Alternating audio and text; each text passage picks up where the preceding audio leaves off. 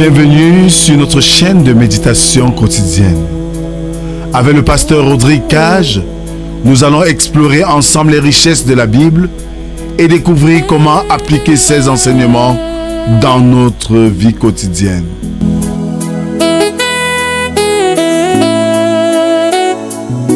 Rejoignez-nous du lundi au vendredi pour une méditation inspirante et enrichissante. Que Dieu vous bénisse.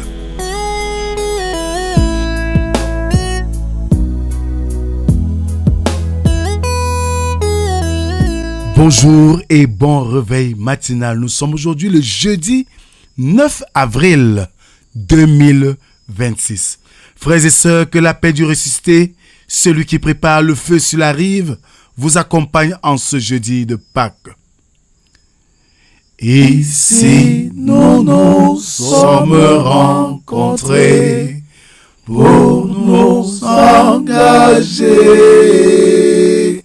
afin de servir dans le Seigneur les enfants de notre pays.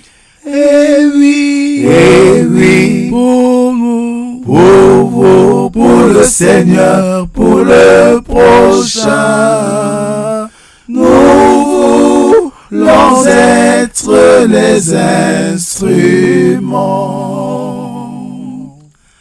Adorons notre Dieu avec le psaume de ce matin. Psaume numéro 8, les 5 premières strophes. Éternel notre Seigneur, que ton nom est magnifique sur toute la terre. Ta majesté s'élève au-dessus des cieux. Par la bouche des enfants et de ceux qui sont à la mamelle, tu as fondé ta gloire pour confondre tes adversaires, pour imposer silence à l'ennemi et au vindicatif. Quand je contemple les cieux, ouvrage de tes mains, la lune et les étoiles que tu as créées. Qu'est-ce que l'homme pour que tu te souviennes de lui, et le Fils de l'homme pour que tu prennes garde à lui? Tu l'as fait de peu inférieur à Dieu, et tu l'as couronné de gloire et de magnificence. Amen. Prions Dieu. Seigneur Jésus, toi qui as préparé le repas au bord du lac, prépare maintenant nos cœurs.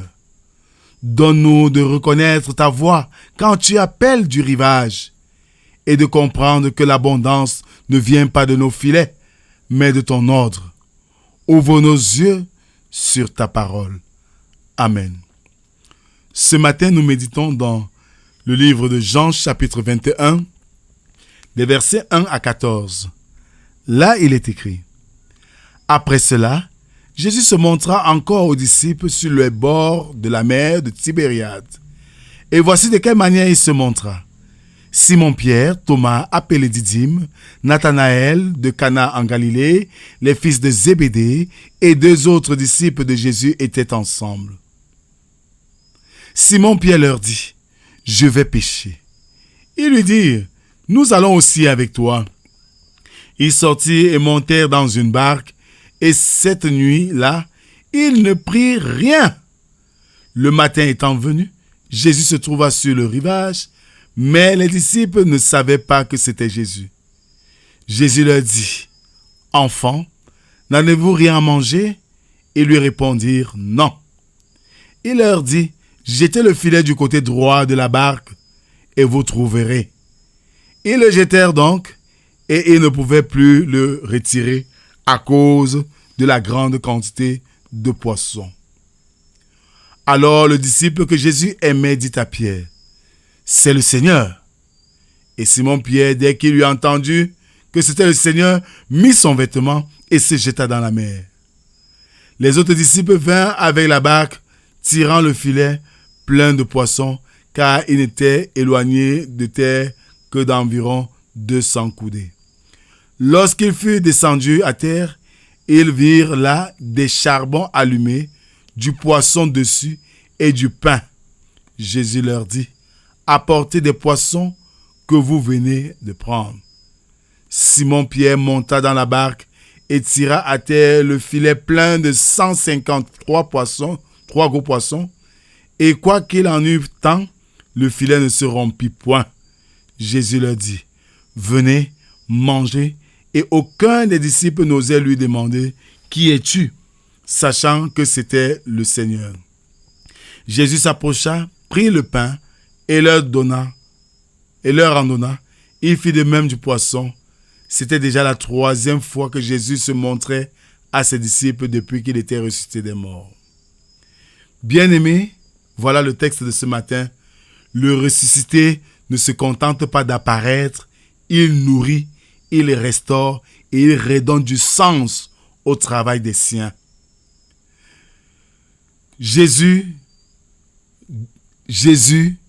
crucifié, enseveli, ressuscité le 3e jour, fait ses multiples apparitions auprès des siens. Voyez-vous, nous attrapons une ère nouvelle de la Christologie, c'est de la Christologie implicite.